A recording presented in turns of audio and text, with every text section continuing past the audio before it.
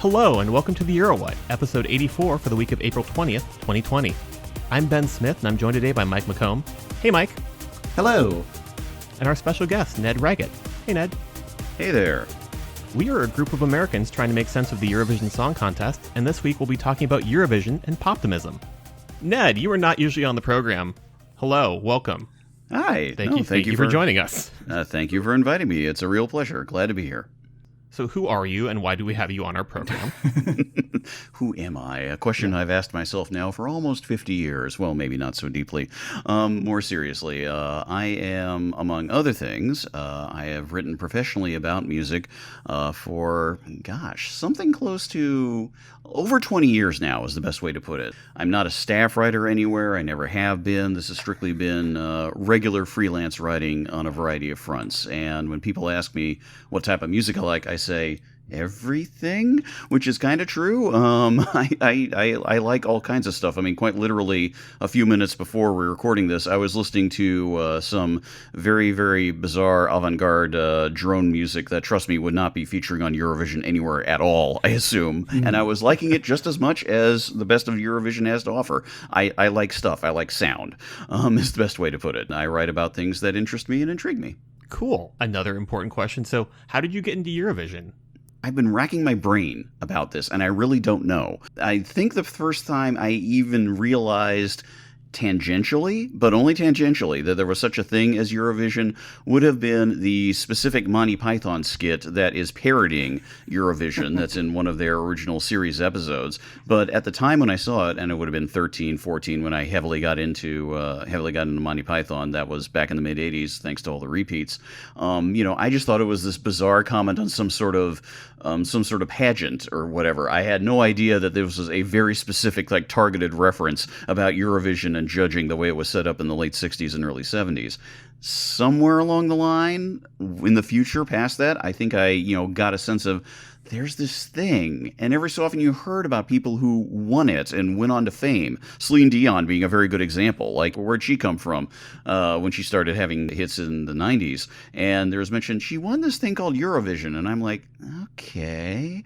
You pick up this stuff, and eventually it all starts to gel, and probably by the mid to late 2000s, I had a real sense of, okay, got it. It's this thing. I understand it now. And then after that, I started watching it fairly regularly. And I had to say anything that was sort of my got it moment was somehow, even though I had never really paid attention to them, I am pretty sure it would have been Lordi. I am pretty positive it would have been Lordi winning because there's there's this heavy metal band that's going to win Eurovision. And I'm going, what? That's a very strange I had to see what was going on. And it was definitely, I think, just even the screen grab of wearing that little hat with a Finnish flag on it while in the full outfit. And I'm just like, what is this genius and why am I not watching it more often? Yeah. And after that, it was pretty much like, okay, I'm in. Whatever's happening, I'm in, and I will roll with this and we'll see what's going on from here. So that's probably, at that point, definitely was the full commitment moment, and I haven't missed one since. And I'm not sure what it is about being age 13 and really getting into Monty Python, but absolute same. And it took me until recently to realize, oh, Bing Tittle Tittle Bong is their response to Lulu. They knew what they were doing. They always did. Oh, goodness. Well, thank you for joining us this week. It should be a fantastic conversation, I'm guessing, particularly since we're going to be looking at how rock and pop and Eurovision and all of that kind of crosses the streams, I guess might be a way of describing it. But we do have some news items to kind of zoom through first. A lot of calendar things. So Eurostream 2020, still a thing happening. And if you heard our announcement last week. And or watched the video where our faces appeared. That was very weird for me, even though I was the person who sat down on my couch on a Saturday and recorded a bunch of takes doing that. Yeah. Yes. We are not just voices in the ether. We do have faces. But the first event, as you're listening to this, will be later today with the first semifinal draw. The second semifinal draw will be happening next Tuesday, and then it gets into the actual competition the week after that. This thing's coming up fast. But if you go to Eurostream2020.com, you can get all of the information there. If you're interested in participating as a presenter, they are accepting audition videos. There's more information at the Eurostream website.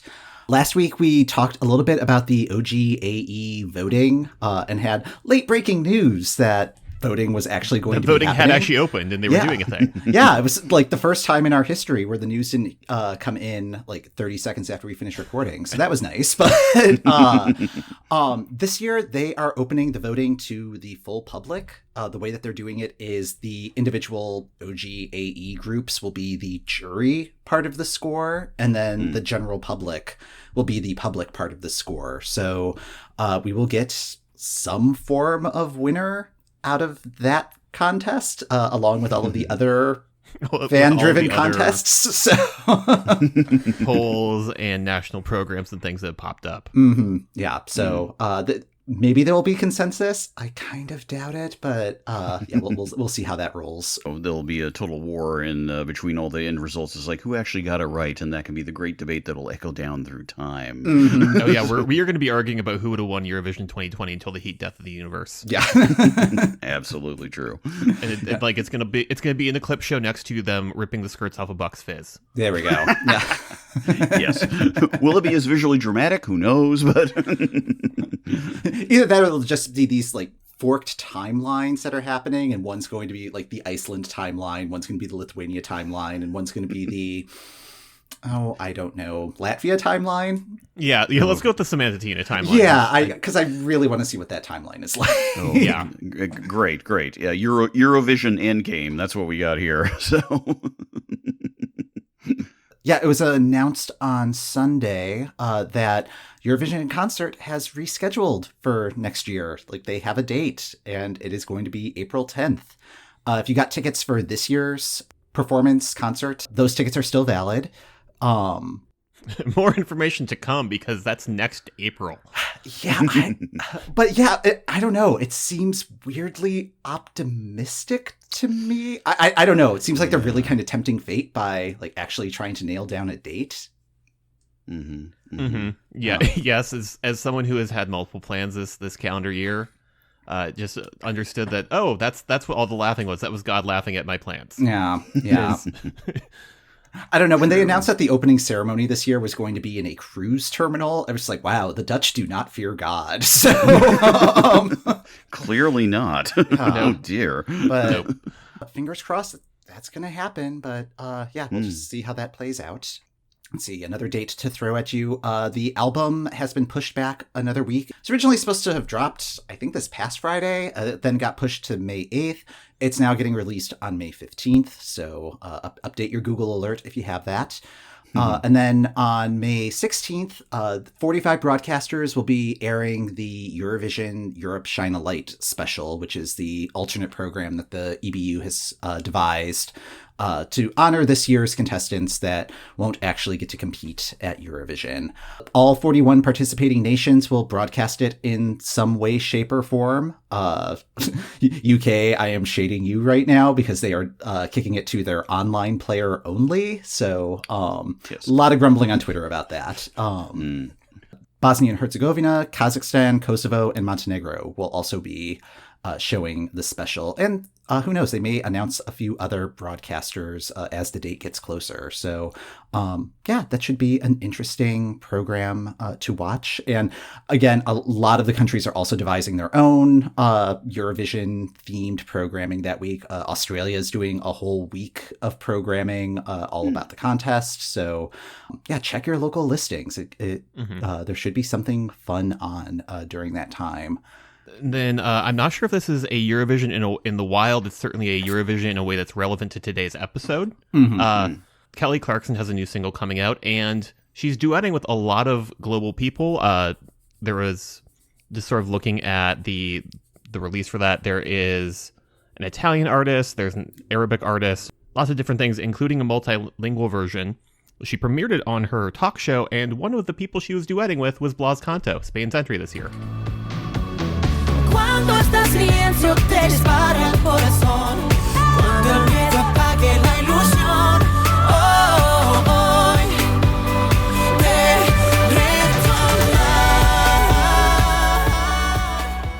retornar. Yeah, based on his song, that was an entry. That's not making me rush to listen to this duet, unfortunately, but that's just me. I mean, I listened to it a few times before the show. It's not my favorite Kelly Clarkson song, but it's nice. It's nice. It fits well in her oeuvre.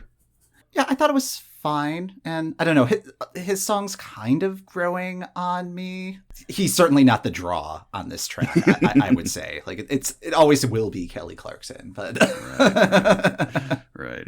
That's still a game effort. Credit to him. He's trying. Yeah, he's doing things. He's getting his name out there.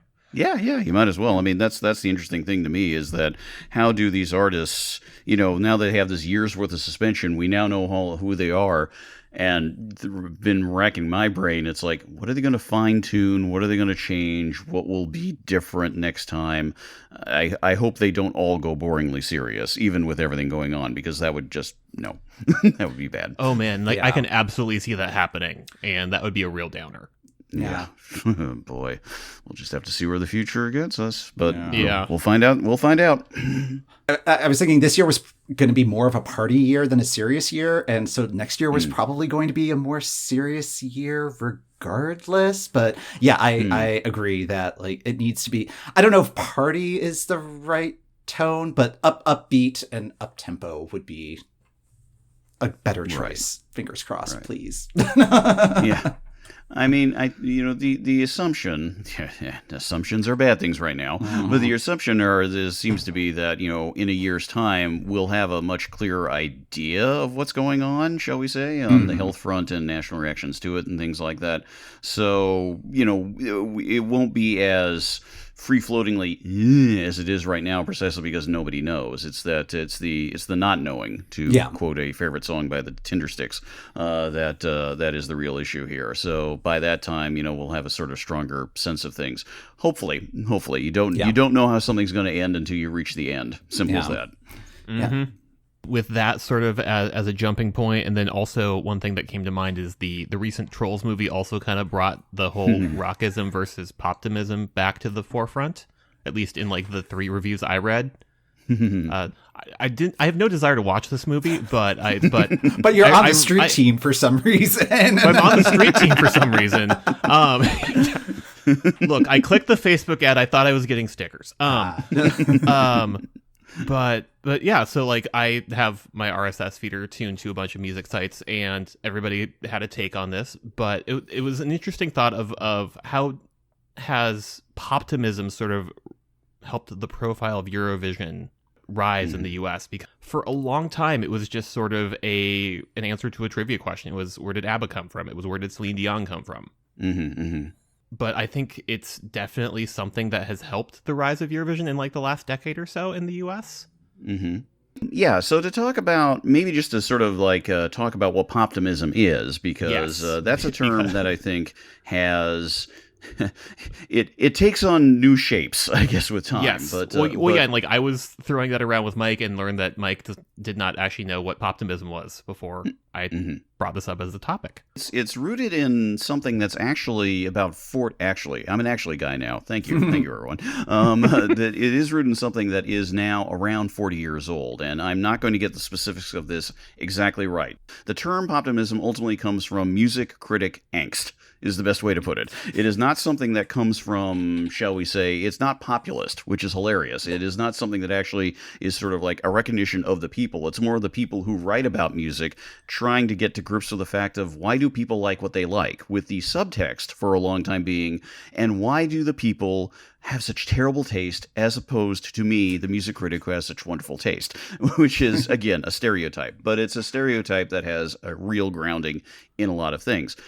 Unpacking everything about music journalism, music criticism, the relationship to criticisms, the arts, would take forever, and we're only looking at one particular general art form. So again, I'm heavily oversimplifying here, but in English language terms at least, and that is important, this is an English language discussion, is that in the early 80s, there were writers for the music press in the UK that, especially in the turn of the 80s, when what was seen as a broadening of musical scope beyond what had been heavily valorized for a long, long time, ever since the modern musical critical press had sort of like come to terms and come to grips with things through the late 60s and onward, was the idea that, centering music around rock and roll, or rather rock as it really became codified in the 70s, which meant your dude with a guitar singing you the truths of meaning and everything, man. And again, heavy oversimplification. Massive.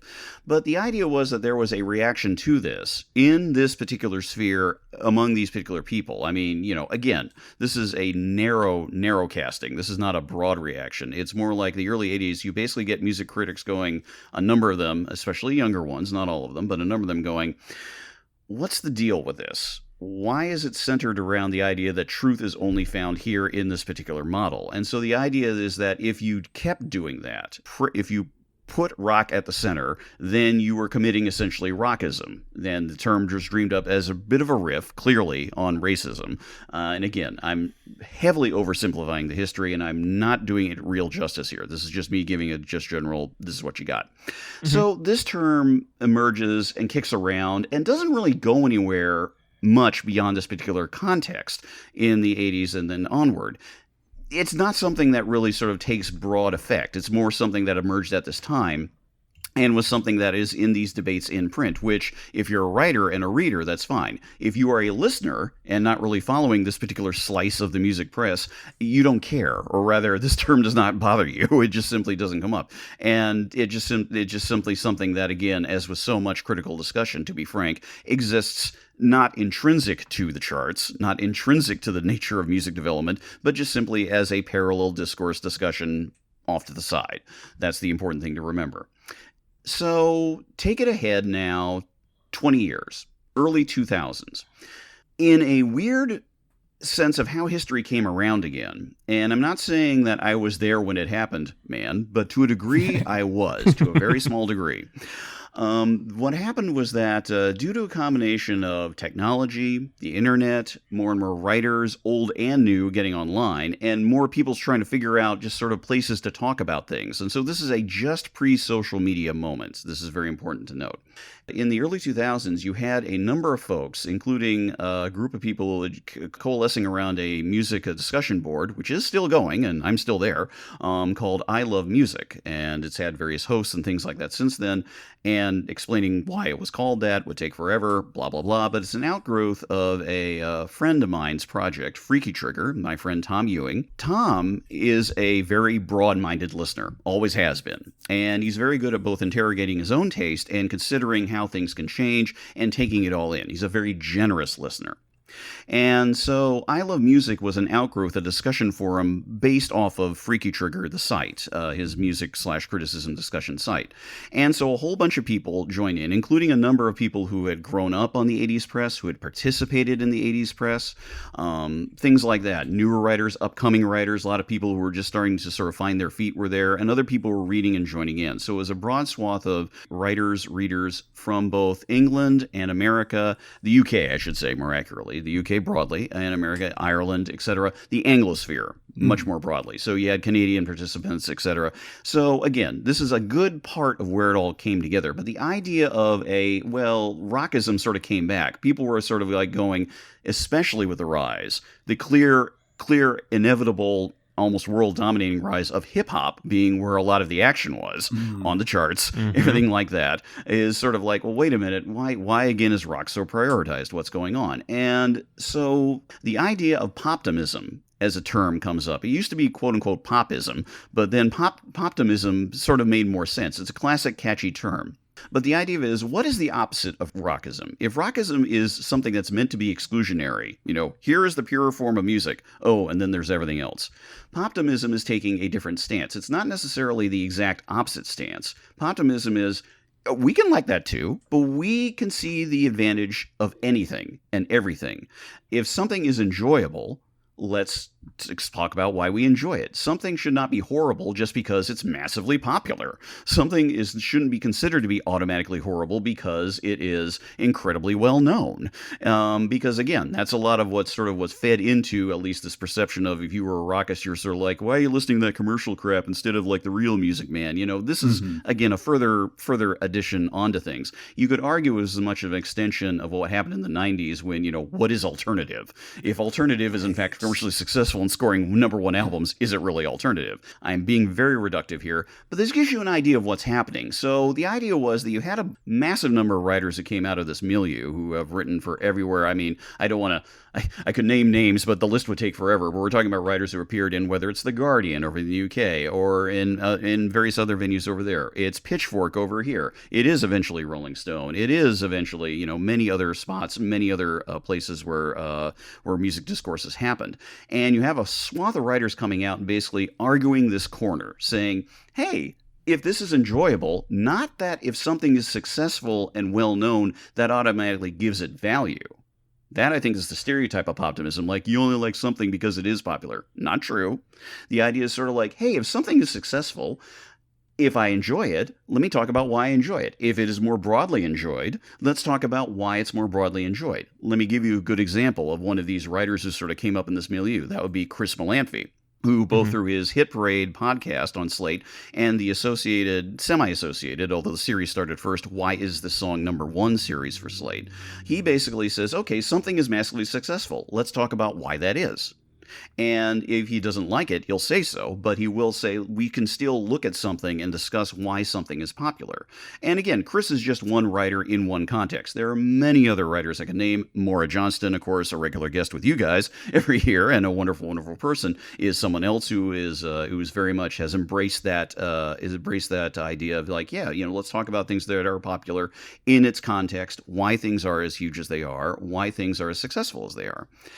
So that's a whole lot of background on Poptimism. I could go on. I think of it in the terms of just, we can talk about the way that we talk about craft and the talk about construction of rock music. We can do that same thing with a pop song, and that's become a huge thing with things like Songland on NBC. It's, hey, let's peel back the bones on this and see how that comes together.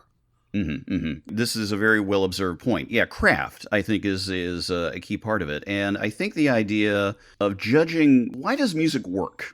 It might be the way to put it. And the advantage of something like this, let me put it in maybe good terms for Eurovision, is that in reviewing, as I was doing earlier today, literally all the entries that would have been up this year, there were a lot of entries that sort of like, okay, this is the key change, and here's where it'll go up a register, and here are these elements, certain sonic touches are deployed exactly where you expect them to be deployed. And sometimes it's in the finessing of that, or in the way that elements can go skew with each other that makes something interesting. Otherwise, it can be something where it's sort of like, you know, it's an obvious move, but it's done so well, you can't resist it. And then there are other times when it's sort of like, okay, they're doing exactly what I expect them to do, and it's just there. It adds nothing. There's nothing unique about it. There's nothing interesting. So we can talk about songs in this fashion, and part of the joy comes in sort of recognizing these touches. And it's not how these touches are, quote unquote, always used. It's how they differ. It's how things can be used or not used, or how some elements are not included in a song or can be included in a song, and how people bring in different things from different contexts, whether it's the songwriters, whether it's the performers. You know, these elements are all, I think, very, very key. So the conflict between rockism and poptimism, is it, I'm still trying to wrap my head around the concept where is it that pop music isn't worthy of that discussion, or that the mechanics, like talking about the mechanics of songcraft aren't worthy of discussion? No, this is a fair question. And I would say that the first element is stronger than the second. I will say this, though, before we get into this. I think a lot of this can be generational. And I think a lot of it is the type of thing that as time goes on, especially again as, the 21st century, clearly in terms of where you could say the innovation, where the lingua franca, where the idea of what is the sort of central most popular music going on, you could say that in two broad terms in America, they have been in two very particular fields. There's country, which to a large degree has taken over the trappings of rock and roll. Dudes with guitars, not entirely, of course, etc., things like that. So you could say its spirit lingers on in there and is a very, very strong through line, of course. We see this. This is something if you're in America in particular. And you can see how these certain performers grow out of that to embrace more worldwide followings. But then you've got hip-hop, clearly. And by hip-hop, that is just such a huge umbrella for so many different things that are happening now. It goes so many different directions and incorporates so many different things and is the type of thing that everything eventually seems to point back to it, including country, of course. That's the thing. The past decade in particular, it's sort of like you have too many people, too many young performers. When I say too many, I mean who are growing up that in the same way that in the 90s, you had country performers growing up who basically had grown up on 70s classic rock. Famously, Garth Brooks was a massive Kiss fan. There's a reason why his shows were the way they were, right? And that's one example. Now you have country singers coming up, and what were they listening to in the 2000s? They were listening from there. It could be Jay-Z, it could be Destiny's Child.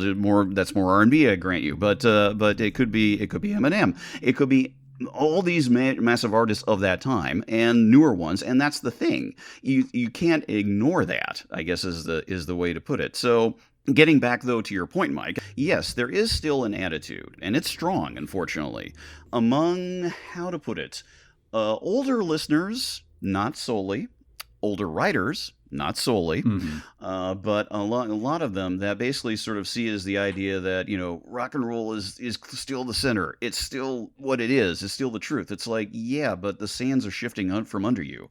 The things are changing. And again, this is a heavy oversimplification of generations and what everyone was listening to. Everyone should always be in massive quotes. Right. That's it. It's more like who's doing the talking and who has the amplified voices to be able to hear that.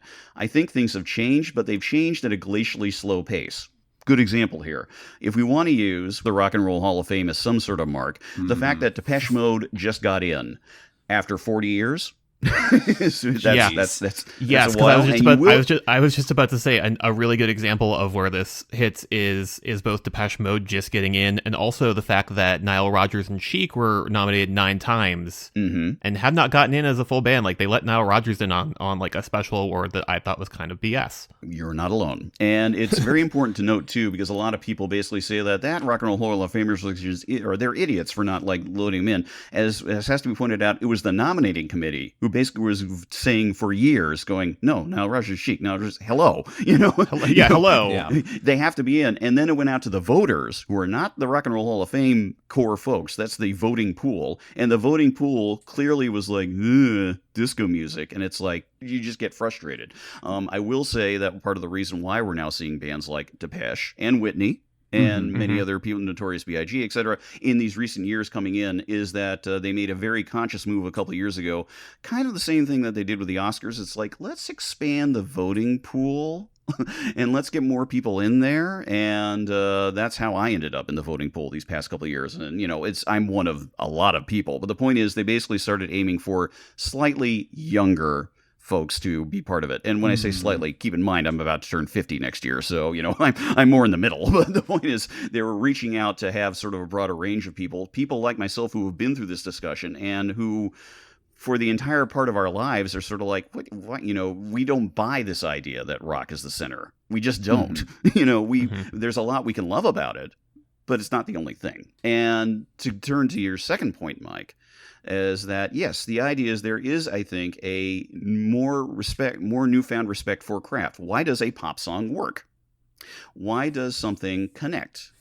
And that appreciation can move in different ways, I think, in terms of discourse and discussion. You will get people, I think, who sort of throw out the baby with the bathwater in response. Poptimism does not exactly have as much cachet as it did in terms of an ethos, precisely because you get people who basically are going, why are you only talking about popular stuff when that's misreads what's going on? It's more like, no, something is popular. That means we should at least consider it somewhat seriously. Mm-hmm. And that doesn't rule out talking about things that are quote unquote unpopular or critical darlings or anything like that. I mean, I mentioned more earlier and mentioned Chris Malanfi, another excellent writer I would name, Michelangelo Matos, a lot of younger writers who are coming up, Brittany Spanos at Rolling Stone, many, many more. The key thing with all of them is range. They talk about lots of things they love. They talk about obscure stuff they love, and they talk about very popular stuff they love. And the point is, they can do so with facility, adeptness, and understanding and depth. And again, I named just a few writers there. There are so many more I can name.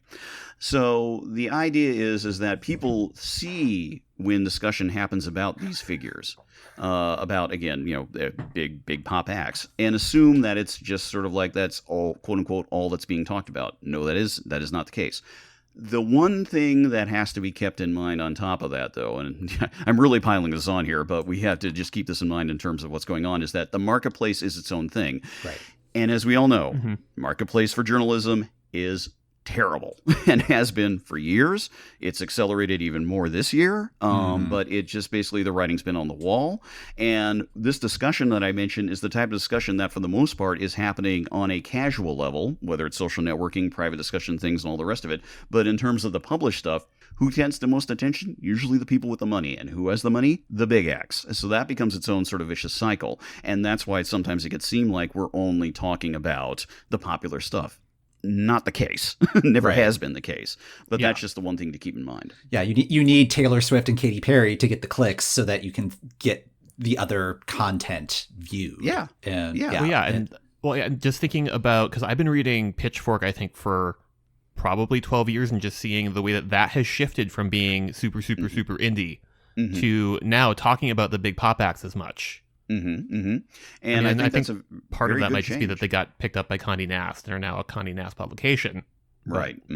To give you an idea of how it can twist around, and I think this is a really interesting synthesis, is very notably and famously, they just did their first literal 10 out of 10 review for the first time in a literal decade the other day, and that was for the new Fiona Apple album. And again, you have somebody who has always been a pop figure, but notably, this album is a thorny, naughty, weird album by any stretch of the imagination. So it's interesting combination of, what do you do when you have somebody who people know who she is, combined with the fact that sonically is doing things that are very, very, very weird in a pop context. Very important. And this leads back, I mentioned Depeche Mode earlier, one of my favorite ever quotes about music and how pop music can function ever, from Martin Gore of Depeche Mode, their main songwriter.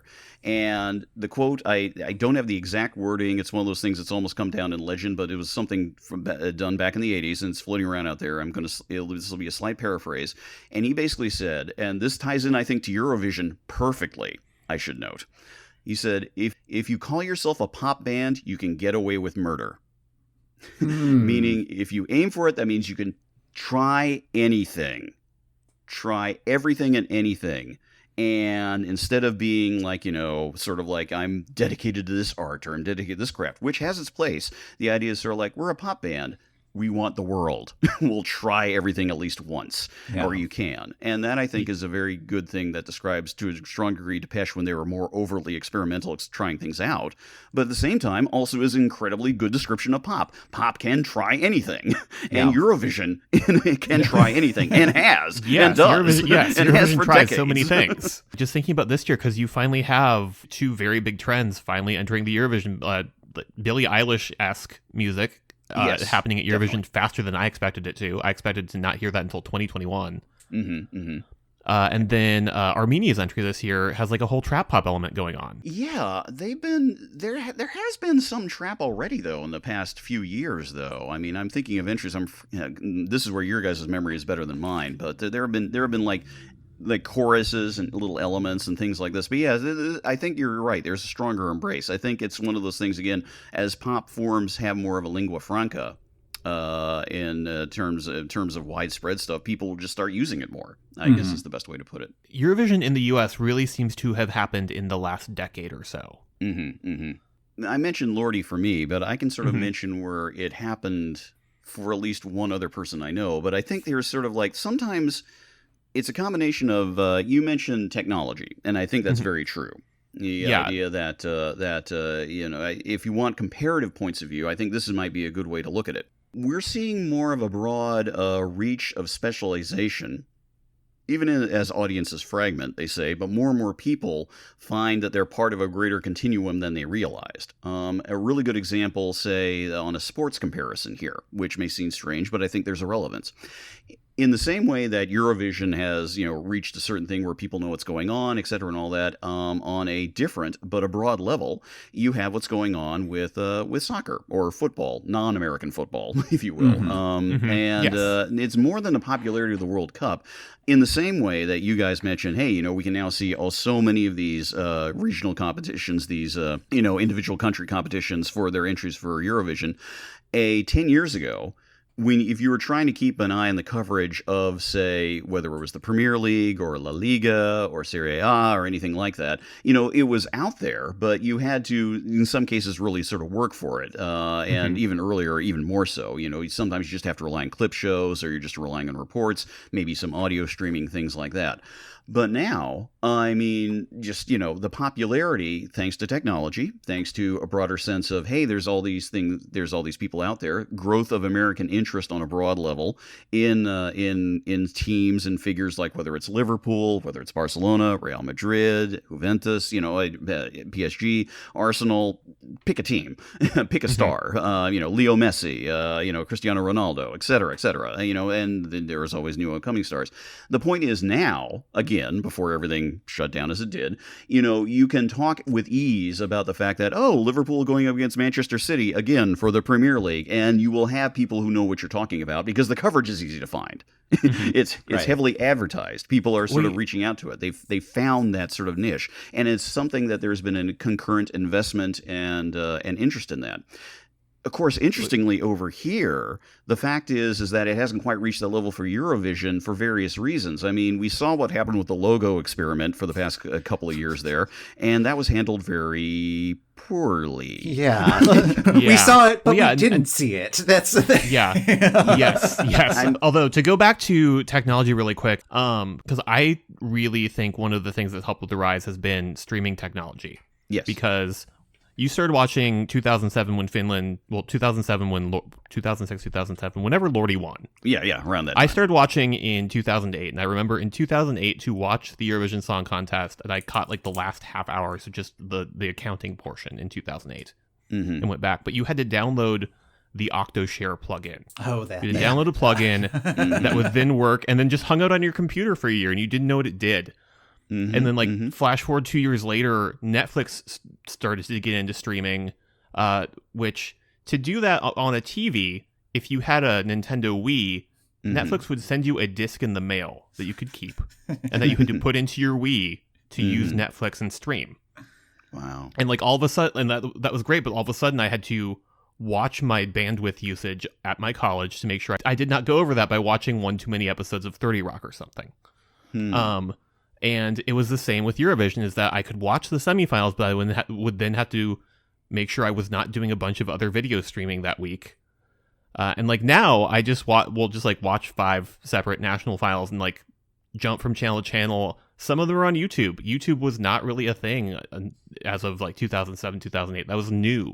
Yeah. Sure.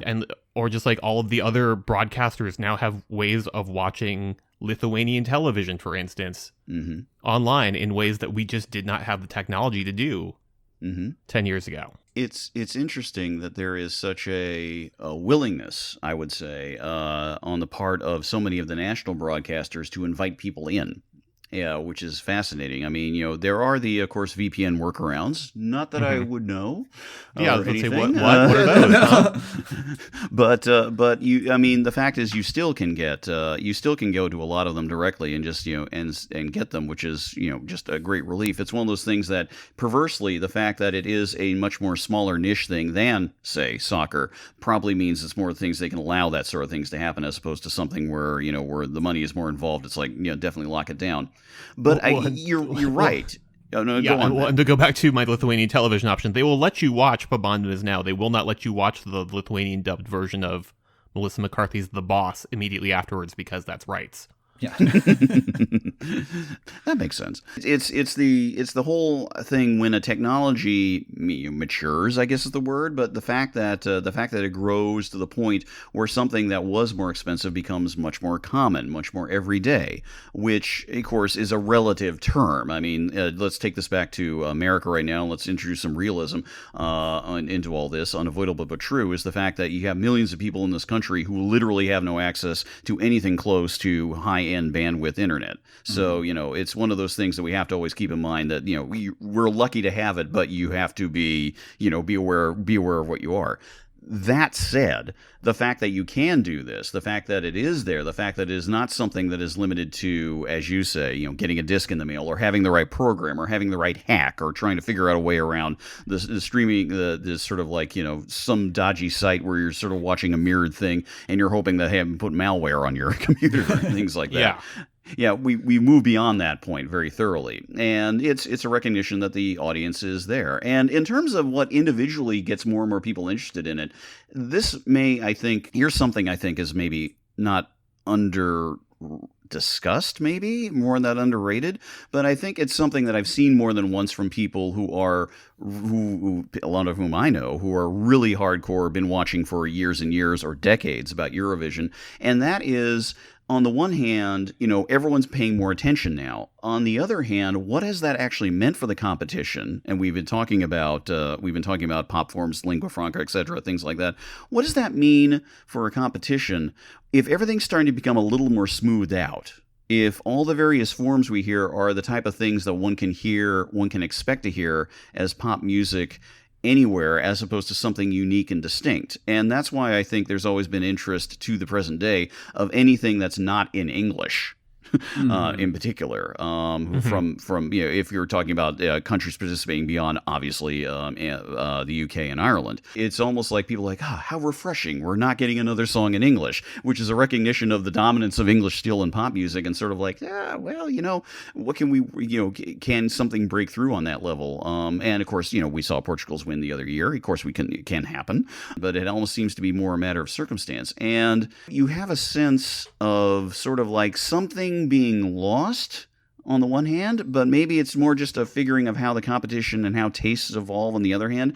Eurovision loves its own history, and every year, as you pointed out, the campy old clips get shown, and it's almost sort of like everyone's sort of still the idea of why can't there be stuff like that anymore? But is sort of like, well, what is modern camp? What is seriousness? How do we judge it? And there's a lot of issues there that I think need to be unpacked. I will say this though, I know at least one person who specifically got in because she thought Jedward were ridiculous and loved them for it. Yes. Yep. And so the 2 years that Jedward were in, she was like, I am all about this. And after that, she was definitely following it from here on in. So I think it's those kind of weird little hooks, those moments that happen. It was Lordi for me, it was Jedward for her. You just sort of encounters like, what is this? What's going on? It could be Conchita Wurst for someone else. It just sort of, these things occur. These odd moments in time, these little sort of snap moments where you're like, what happened? and it becomes compelling and it becomes weird. And the fact that something is over here is something that is not the Grammys or the MTV Video Awards or whatever award show still has some sort of relative cachet. It's something different. It's something odd. There are people you haven't heard of, or maybe have only heard of once or twice, if that at all. And there are hosts you never heard of. And the whole thing is like, what's going on? And it's this weird little shock of the new to a degree that happens every time. And I think compared to like American reality shows, it's done so efficiently. This is something that we'd string out for like 6 weeks at minimum. Yeah. Completely agreed. And that is another thing too. I mean, I think, we haven't brought it up, but having talked about Kelly Clarkson way there at the back, classic example, the rise of reality TV programming and music, success of American Idol. I mean, I clearly think that surely paved the way for a recognition, especially as so many of the equivalent programs now are the feeder zones for everyone who competes in Eurovision. It's kind of like, this is understood now. What happened? Oh, they won that year, and okay, got it. You're good. And then you just take it from there. Yeah, and kind of going back to the evolution of technology there, like just thinking back to American Idol and Ryan Seacrest explaining how texting works so that you could vote for Kelly Clarkson or Clay Aiken or whoever. And and I think that's one of the other interesting aspects of Eurovision, where it's just like its origins do go back to testing the limits of telecommunications technology, and it's feeding in on that and building upon it. Like it's a weird, it's a self-eating snake, but in a good way, I guess. So, Yeah. Well, just thinking about the Norway's whole process this year, like one of the historical moments they covered was like when they introduced televoting and broke the phone system in Norway. Never heard about that. That's hilarious. And then it was great that the very first like moments in Norwegian Eurovision history that they showed during like the very long 6-week process this year was the time that they broke things, and then it was real sad when like during the final they broke things again, but in a different way. They kept the tradition going. You see, it's now part of what has to happen. Exactly. We have new means of voting to ruin. And then just thinking about Eurovision again this past weekend was the 1997 contest, which watching that felt very different than watching either the 2015 or 2009 contests for me. Like everything was very serious. I mean, everyone's styling choices were horrible, but that's fine. That was just 1997 for everybody. Just thinking about new innovations, like 5 nations were trying televoting for the first time, and they had to explain what that was. But it was a much more serious competition. It was a smaller theater. It was not a lot of the stuff that we usually think of as Eurovision, except for like the dragging out of former winners to well wish the current ones and Bucks Fizz. Yeah. Of course. Of course, yeah. But it was also sticking to a lot of the traditions, like that they still had the orchestra. They still had the rule where you had to perform in a language, like a dominant language of your country, and not necessarily embracing any of the tenets of what pop music was in 97. Like I'm trying to think like which of those entries felt the most Hungary sent a boy band that felt spot on for what was gonna hit America in 1999. But they stood up without a key change, and I was very troubled by that. It's at the very end of the song, rules. where like when that key change happens, that is when you stand up from your stools. There was no key change. It's like, what is going on here? And then I want to say it was Croatia sent a girl group that felt very Spice Girls, doing a song that did not feel very Spice Girls, but the styling was there. Yeah, I think it's just an interesting how innovation becomes like a set process, because by the time that the late 90s rolled around, Eurovision was so well established that these were the traditions, and then then everything mutated bit by bit over time, and just like a decade on from that, you've got Lordi with no orchestra just doing their thing. So to pick one example, of course there are many others, Veselka, etc. I'm trying to put my finger on this. I think this distinction between 90s and now, just to dwell on that, is kind of a recognition, sort of like what were the bigger changes in the world. We've discussed some of them, and one of the biggest ones, and this is being touched on, boy bands, was basically Sweden's domination of world pop. It basically started happening. It's sort of like, Max Martin's, some would call it the reign of terror. I would say it's just here is somebody who's an incredibly talented person who can sort of work in all forms. And through that, just so many other things came out. It's almost like Sweden not winning as much anymore doesn't feel off. It's more like, look, they're baked into the DNA. Yeah. It really is the case. Something else occurred to me, too, that I mentioned Chris Melanphy in Hit Parade earlier. His recent episode on what he called the Latin Boom 1.0. The Latin Pop Explosion, yes. Yeah, that. Basically everything that happened in the late 90s and the early 2000s with Ricky Martin, the rise of Shakira, etc., and all that, and all this music coming out, and listening to so much of that episode, going through, I was going like, this feels like what Eurovision became to a large degree. All these songs. And these performers were, of course, transnationally monstrous. So it was one of those things you could sense that impact happening as well on what was going on with Eurovision down the line. So many of the songs feel like they could have been Eurovision entries in years after that. And to tie it into what I was mentioning earlier, who writes Livin' La Vida Loca and all that? Well, you've got Max Martin in there in the mix. So you see, it's these little through lines. It's almost sort of like that. It's not that the past 20 years of Eurovision have been an after echo of that moment, but you really get a sense of an actual transnational audience starting to really kick in on a massive level, even before Napster becomes a thing. Years before YouTube becomes a thing. It's like, okay, there's something in the air, and the technology is letting it happen, and the reflections are going to continue on out into something like Eurovision. And it pretty clearly did. Yeah. I like the idea of Eurovision as like the ship of Theseus, and that we've replaced one piece at a time over the years, and at some point it might be a different boat. But yeah, if everything's replaced bit by bit, you almost don't notice it. You know, I think that's an important thing too about pop. Getting back to the question of Poptimism and all that, is this: we've been talking about how pop can incorporate anything and anything. This is true, and yet there's something to be said about continuity in pop. Now, I'm speaking strictly in this case, of a strongly English language perspective and an Anglophonic one. So please keep that in mind. But it's not that you have songwriters like Irving Berlin these days, let's say, composing in exactly that form. But you have songwriters who are like Irving Berlin and many, many other people out there who are reacting to what's around them, synthesizing it in a form that is catchy, immediate, and fits within 3 to 4 minutes. And that may seem obvious, but it's worth underscoring. It's worth stating again. I mentioned Max Martin. He's certainly not the only one. In American terms, a classic example would have been, R.I.P. to him, Adam Schlesinger from Fountains of Wayne, who, even though he was working, you could argue, within more of a rock context, was over the past like three decades basically just working with a whole bunch of different artists in a variety of different ways, just to sort of experiment with what's going on and to try out different forms. And you see this in Eurovision quite a lot. Ireland's entry, Lorena Ray, has written for a whole bunch of different people. Same thing with the fella who did it was a bit of a boring song, the UK entry guy this year, James, what's his name? Oh, yeah.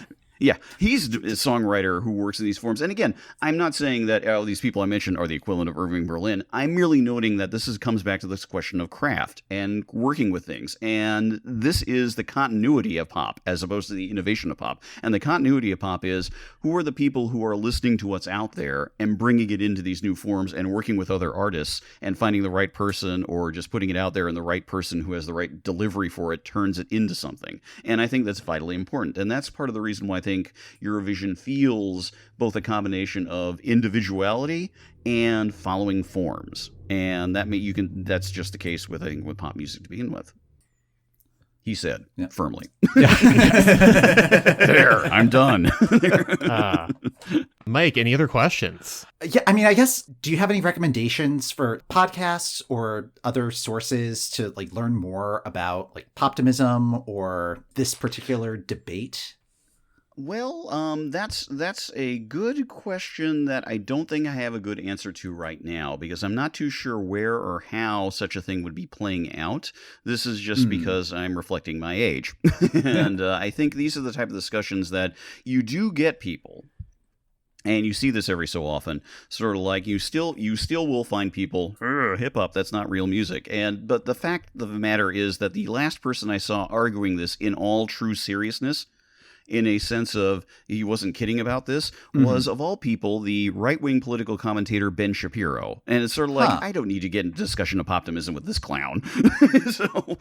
And it's just, that gives you an idea of how, like, you know, how limited the idea of certain elements of this can be. I think you will get all sorts of arguments still over creativity versus just following the herd, cliches versus trying to innovate in almost any musical form these days. To a degree, the Poptimist debate is over because it kind of won in terms of the breadth of attention that writers can give it, the fact that pop artists can be considered more seriously, the fact that you have many different musicians, old and young, basically, you know, talking more openly about what inspires them and how it can be stuff in the pop form, or if they're pop themselves. So it's one of those things I think generations will re-explore this question in their own way. Maybe this is a good way to sort of describe the Poptimist argument in particular terms. I can name people off the top of my head who are writers themselves, or in bands, or who are musicians, who work in what can be called more indie rock contexts, or quieter, more experimental contexts, and yet at the same time are very, very open fans of not merely pop music, but Eurovision. Like some of these people I mentioned are just Eurovision addicts and have watched for years and years and years. And there's no difference. There's no distinction. Everyone has their own individual take on it. Everyone has their individual reasons for liking it. But the wider point is that there's no shame about it. It's just something that's fun. Yeah, it's something to enjoy. And that's key. Yeah, in the articles that I read, reading up for this episode, one of the tenets that I came across several times was that there's no such thing as a guilty pleasure, which I know we've said on the show several times, and it's I didn't realize I was such a Poptimist. But that is something I've taken on certainly as a personal thing, is that guilty pleasure shouldn't be guilty. But one thing that comes to mind that I think has a nice Eurovision tie-in, Mike, and I think I may have suggested this to you when we were discussing this before the show, and as to what you read about this, is Carl Wilson. I think originally it's part of the 33 1/3 series, and then later expanded it into a more fleshed out edition with some other writers in 2014. Looked at Celine Dion's album Let's Talk About Love as part of that series, and sort of used that as a diving board into the notion of taste. And why do we consider what we consider good taste? What is good taste? What is bad taste? And it kind of goes into, why is Celine Dion so popular if we think that her music is kind of cheesy and bad? Yes, it's an excellent book. I do recommend it. I've known Carl for years. He's a very good fella. And yes, that expanded edition I particularly recommend precisely because of the variety of voices in response to it. It is a moment in time now itself, because that edition was 2014, and and times and things continue to change and evolve from there. But it is as good a collection as any for a variety of critical voices looking into these issues of through a particular, you could say, rock critic friendly context. Let's be honest there. Music critic friendly maybe is a better way to put it. I do recommend the book. I think it'll be interesting to sort of see what more current versions of this will be like with time, and I think there are very different angles that can go. We'll have links to all of these articles and books and things to look into in our show notes. Ned, do you have anything that you'd like to plug or have us link in the show notes as well? Yeah, where can people find you? Where can people find me? You can find me all too easily on Twitter. Ned Raggett, the last name is Raggett. In terms of my writing, I will share links to things I have published on Twitter. I also have a Patreon. This is, cheap deal, $5 a month, and it's just me.